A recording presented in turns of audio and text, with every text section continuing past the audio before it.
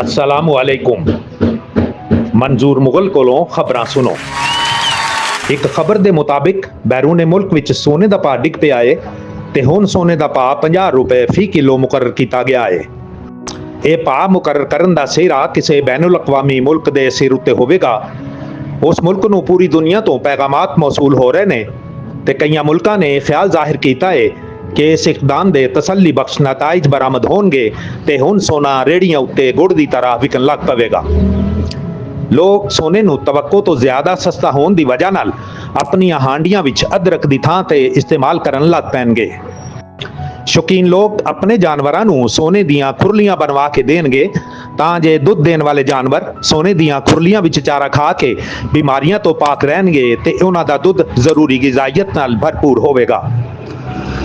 ਇੱਕ ਦਿਹਾਤ ਵਿੱਚ ਕਿਸੇ ਅਮੀਰ ਆਦਮੀ ਨੇ ਇੱਕ ਹਫ਼ਤਾ ਲਗਾਤਾਰ ਬਗੈਰ ਪੁੱਛਿਓ ਸੋਨਾ ਰੋਟੀ ਵਿੱਚ ਲਪੇਟ ਕੇ ਖਾਂਦਾ ਰਿਹਾ ਤੇ ਐਨੀ ਸ਼ਾਹਿਦ ਦੇ ਮੁਤਾਬਿਕ ਅਮੀਰ ਆਦਮੀ ਨੂੰ ਹੁਣ ਗੋਲਡਨ ਕਿਸਮ ਦੀ ਹਾਜਤ ਹੋਣ ਲੱਗ ਪਈ ਹੈ।